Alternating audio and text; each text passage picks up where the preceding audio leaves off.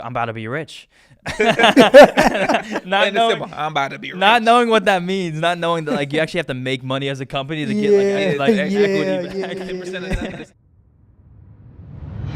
Hey, welcome to Here to Inspire podcast, produced by Cheddar Studios. I am your host, Sim, and I'm sitting here with my brother, Abel. What's poppin', y'all? What's poppin'? Welcome to the podcast, man. We back with another one. Another one. Got a special one for y'all today. We are here with none other than the GOAT, the young savant, the legend himself, man. Tommy Guta. Yeah.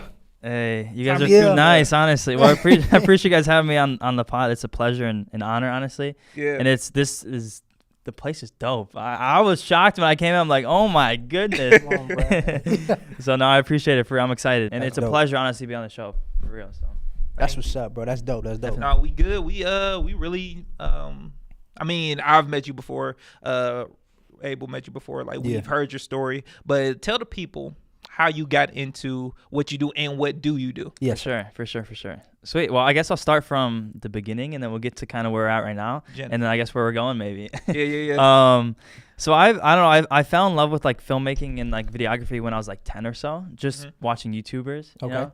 I was like, this is dope. I want to like start making YouTube videos. So then I started making YouTube videos, and it was extremely bad, like really, really bad. If anyone looks back, it's like we can relate.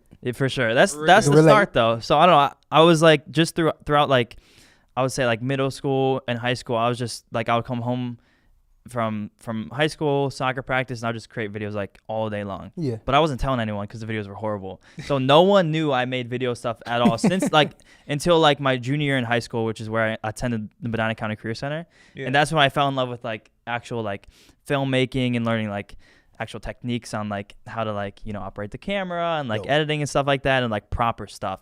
So then from there, as I said earlier, I played soccer like my entire life. So I ended up going to Ashland University to play college soccer, and I studied film there.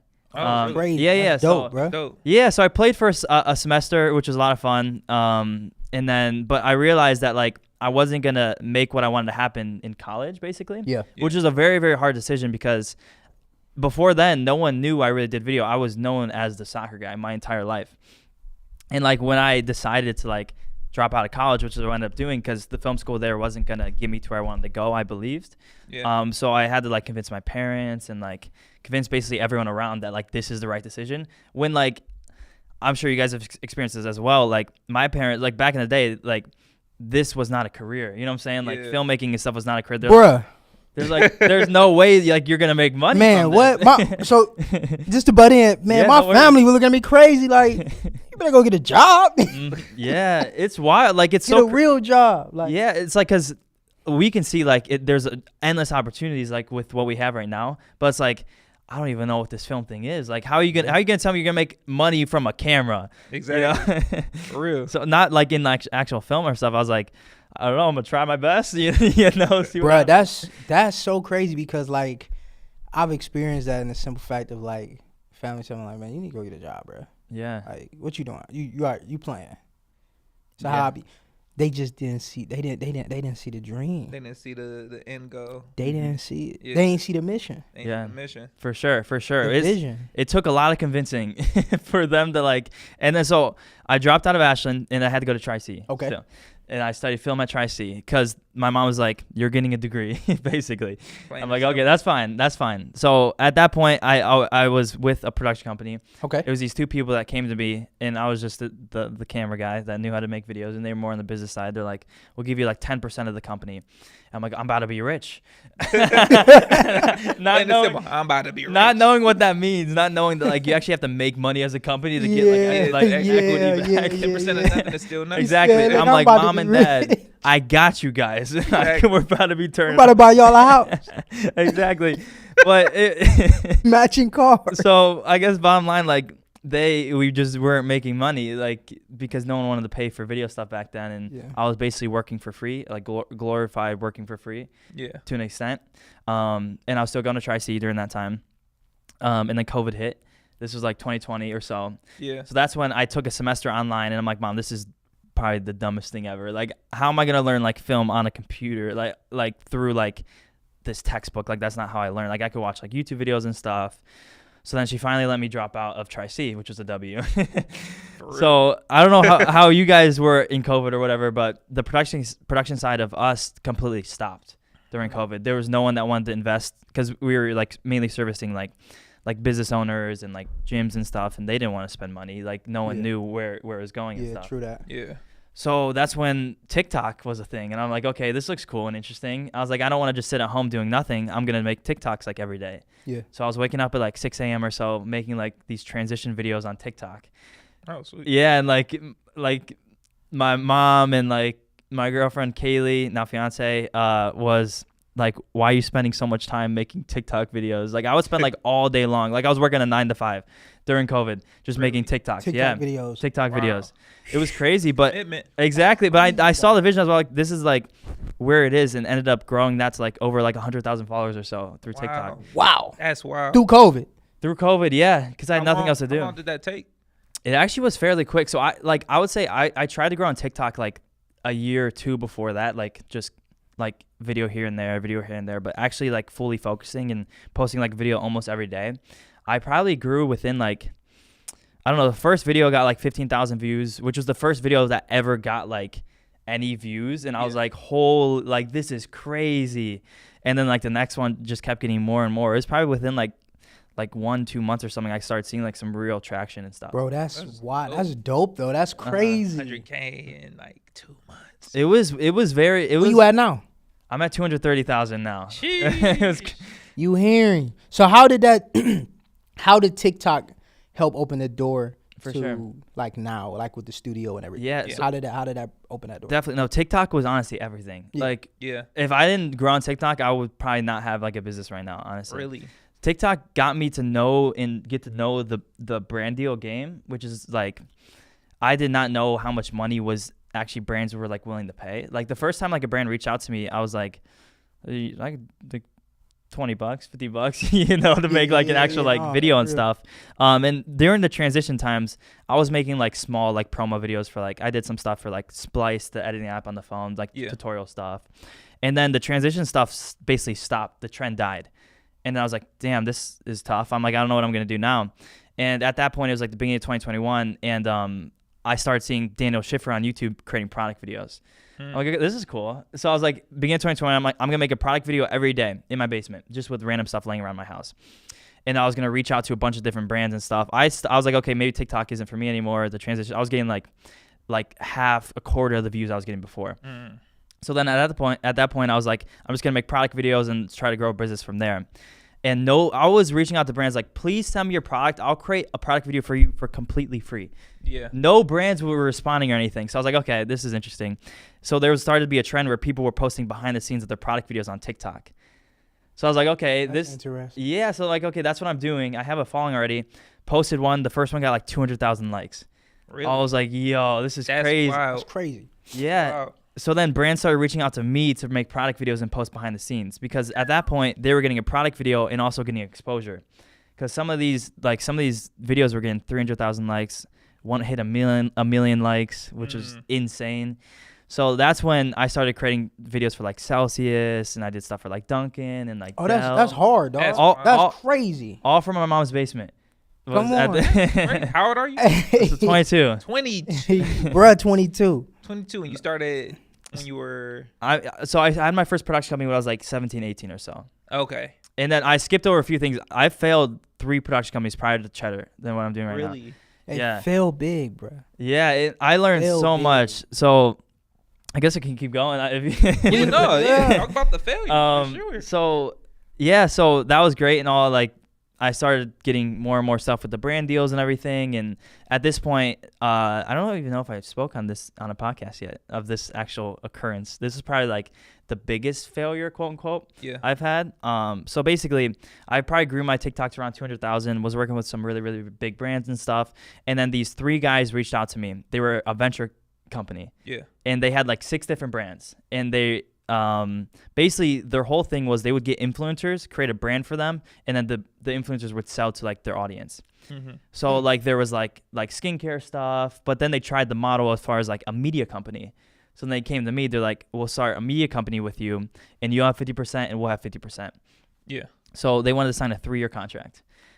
So I was like, this is sweet because I don't want to do the business side. I'm sure if you guys are creative, like that's like the last thing I want to do is, have to deal with business. And nobody felt Papers. Goodness. Honestly. Give me the camera.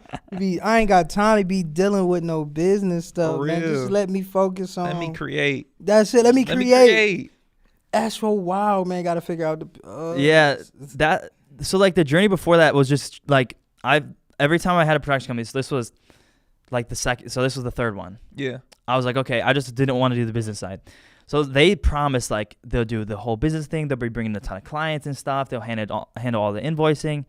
Like, this is my dream. Exactly. I'll sit back. Exactly. And they also said they would put me in a studio as well. I'm like, Oh yeah. Oh, you Crazy. you like this the dream. This is it. I made it. This is the dream. This is the dream. 100%. I'm like, okay, this is dope. Signed a 3-year contract with them. Yeah. There was a non-compete on the contract as well. Truth. So What? I signed it. Basically, they, we started doing some stuff. I was still getting all the clients from my brand deals from TikTok. Yeah. They were bringing in like 0 clients, right? So they was trying to take your line. Exactly, and I was on like salary to the company so I was getting paid a salary while I was bringing all the clients. So, say I brought in like a $6,000 deal or something, and my salary is say $2,000 a month or something. I would only get that $2,000 a month Out of the clients that you brought in. Yeah, exactly. That's insane. Gotta whoop them. So That's insane. yeah, but I got into a studio in Medina, which was a cool thing, and then I see them doing some things that are a little bit questionable, I would say. Yeah. Okay. So I'm like, this is probably not the move. They over-promised, under-delivered. So then I had to hire an attorney to actually get out of the contract, this 3-year contract. So I ended up hiring an attorney, had to pay a bunch of money and stuff, but I got out. I probably was with them for like 7-8 months or so. Okay. Yeah. Finally got out, and that gave me the confidence to be like, okay, I can do this on my own. Yeah. And so I For had sure. the studio in Medina, and that's when I started Cheddar Studios. Come on. Sweet. So yeah, and then there's more stuff from there, but that was I would say my biggest failure, but also like I tell everyone I would not take that back for anything. Like, Yeah. I learned so much. Yeah, I'm about to say it helped you learn so much stuff, like on the journey, on the road of just getting to where you're trying to go to. It's crazy journey, like crazy. So talk about Cheddar Studios, man. Like how long y'all been up and running? For sure. So Cheddar Studios, probably around 2 years or so. Okay. So we were at that first studio for probably like 6-7 months or so. Yeah. And I switched from doing brand deals for myself to now making videos for brands' TikToks. So instead of them paying me to post on my account, they're paying us to make videos to post on their account. Yeah. Dope. So that was the switch, and it allowed me. I ended up working with the agency, and they were giving us a retainer, so I ended up being able to bring people on and stuff, which was a cool experience and a big learning lesson, as well as starting to manage people and like taking it to that next level. Yeah. So it ended up growing. It was like 1,000 square foot studio we had in Medina. It ended up growing, and then we're like, okay, we're kind of. It was basically just like a glorified storage unit to an extent. So like we had our editing spots, people were shooting. Whenever we were running audio, everyone's like, no typing on your computer, be quiet. Oh my gosh. Because like we were so can close hear in vicinity. Oh, because it was so. You can hear everything. Hey, Shut up! I'm hold on, right? Hold on, real quick. shooting right now. We trying to get this. Yeah, that's hilarious, man. So we've been in Cheddar a couple times before. We filmed in there. Yeah, I mean, I love it in there. Appreciate it, man. I love the sets. I love the design, like the lighting, everything in there. Yeah, if y'all in Cleveland, make sure you check out Cheddar Studios. Come You guys on, are legends. It's freaking insane. Look, that's like, I go there anytime. Anytime. You guys are always welcome. Number Just come. one, It's like I'm number there one. anytime. It's number Like, one in the I'm gonna city say for that. sure. That's You number guys are- one in the city to appreciate it. me. Number one in the city. I ain't gonna lie know what to to you. say. If Man. you in Cleveland, hit Cheddar Studios. Hit Cheddar. If you want to do it right. Yeah, if you want to do it. I mean, if you want to. Now, if you want to do it just regular, then you you could go somewhere else. else. Cheddar Studios. Yeah, Number you guys one. are too nice. For real. You guys are too nice. It's honestly a blessing to have you guys in there whenever. It like, because I've known of you guys for a bit. Like I told you guys yesterday, I worked on like the session and stuff That's when so I was a wee wild. lad. And like, Never knew we worked on a session. it was cool. So like when you guys came out, I'm like, this is super, super cool. Like even like going on this podcast, I'm like, this is like, I never thought, like I don't know, like you guys are awesome dudes, and like to make work like that, and I don't know, to have you guys in the studio, and even like some people that have been in the studio, like it's like very, very surreal sometimes, where it's like, wow, I don't even know how this happened. Like starting like in my mom's basement creating product videos, and then being able to like have some of the people that lead the creative space in Cleveland like come use my like our space. It's like, I don't know, it's a blessing for sure. So, but yeah, we appreciate you, bro. No, for real. I think it's just dope to be able to be in the city, to be able to like collaborate with different creatives and stuff like that, because it ain't about like trying to compete or anything. It's exactly how can we take the city to the next level and also take our craft to the next level. Collaborate.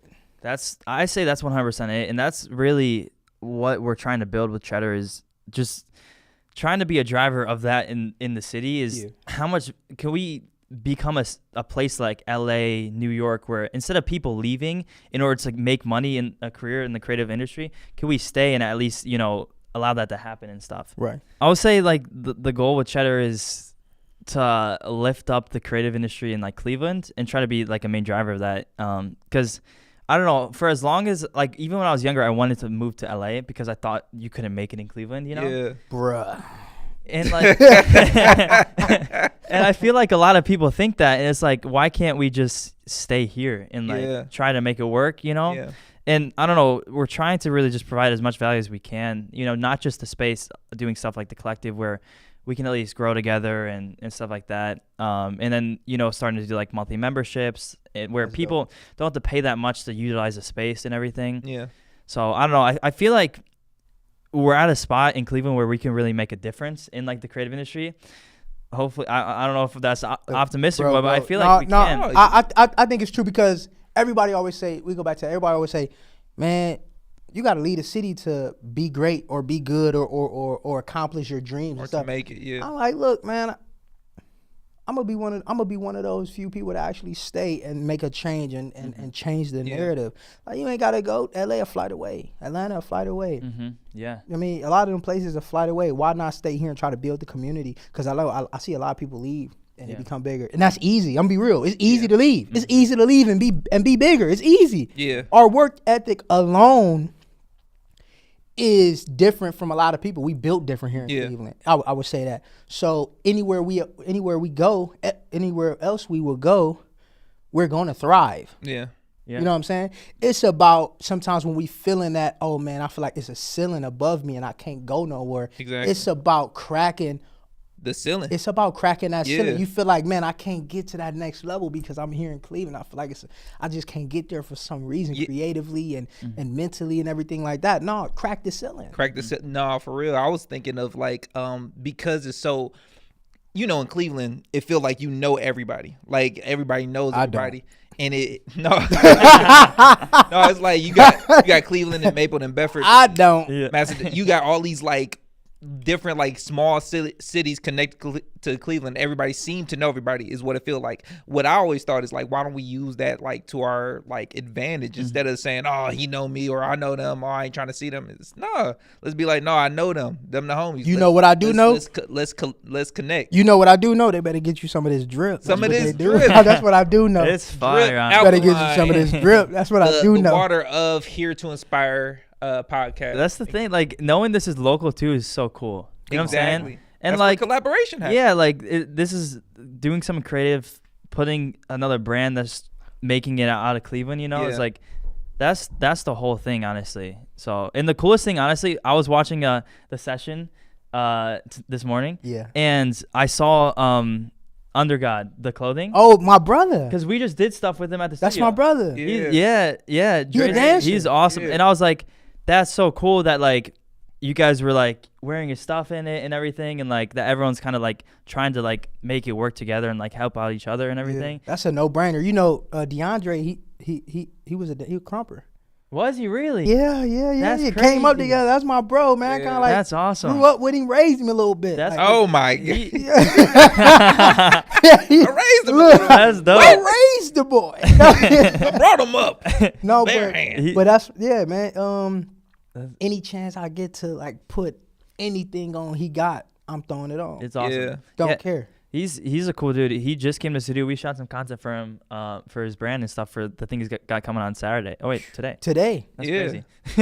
Oh, that's wild. That's dope. So I don't know. That was really cool when I saw that. I was like, that's dope, honestly. And I wouldn't have known that if I don't know. I'm from Medina and stuff, and I've never really come up to Cleveland that much, and like getting to like experience like everything and like hearing the stories and from everyone. It's like the city has so much like pride in it, and like everyone's just trying to do their thing, and it's I don't know, it's super duper cool to I don't know and hear everyone's story, and it's awesome. So and hopefully we can have a small part in growing the creative industry and everything. So that's amazing, bro. So what's your why?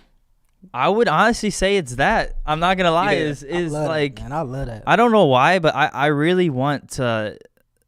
Maybe it's because me being from a small part in Ohio and like feeling like I couldn't make it. Maybe it's not in Cleveland, but also being from a small town. Yeah. In Ohio in general, it's like I can't do this, and my parents like, you can't do this. You're not in a big city or anything like that.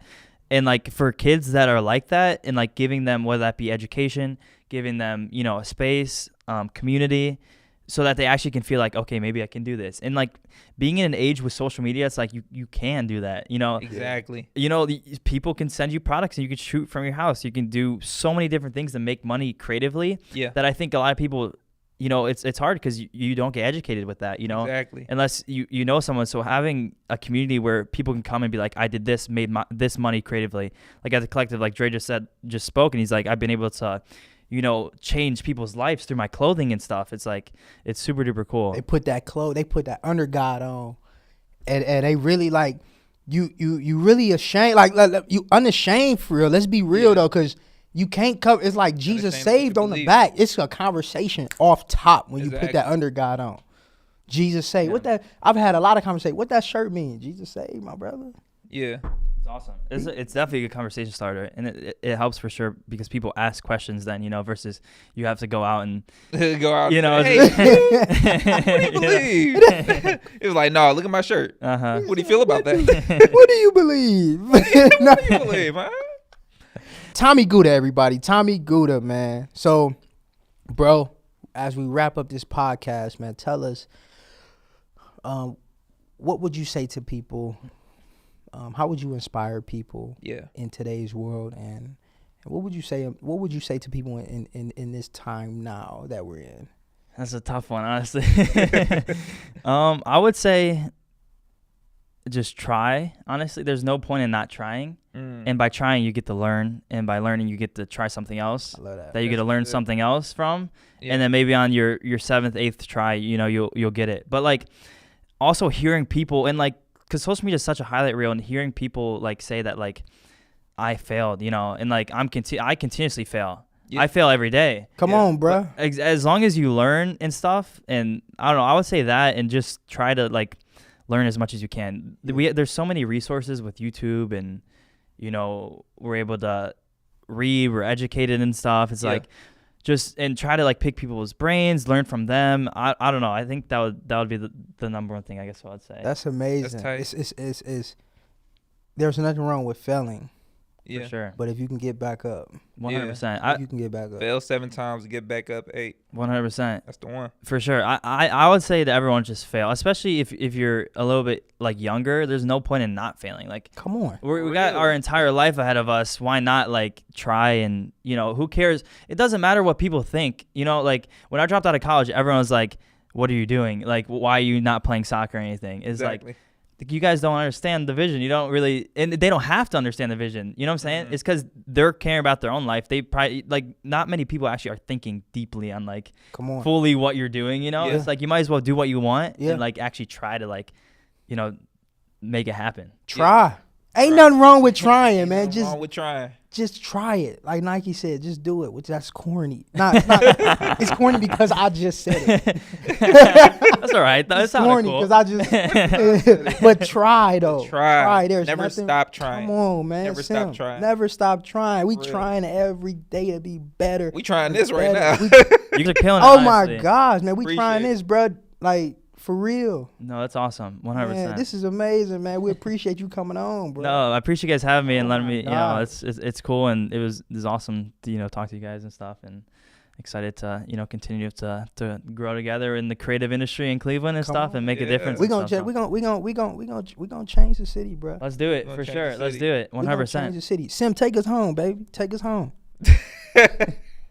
Take us home. Why you laughing? Yo, at me? this has been another episode of Here to Inspire podcast, produced by Force Society Studios. I'm your host, Sim. We got Abel. Yes, we got Tommy Guta. Let's go. Yeah. Appreciate y'all. Tommy. Yes, sir. Follow, like, share, all the good things you know what Subscribe. to do. Subscribe for sure. On YouTube, follow us on IG and all other social media. Tommy, where can we follow you at, Tommy? Oh yeah. You can find the studio at Cheddar Studios Clee, and just DM us. We'll take you on a tour of the studio. If you have any ideas to like do something to grow the city, we can hold events and stuff and find a way to collaborate. So Let's Oh, do sweet. it. That'd be Yeah. dope. Let's do That'd it. be dope. Man, y'all have a great one, man. God Y'all have a bless great y'all. one. Catch you on the next one.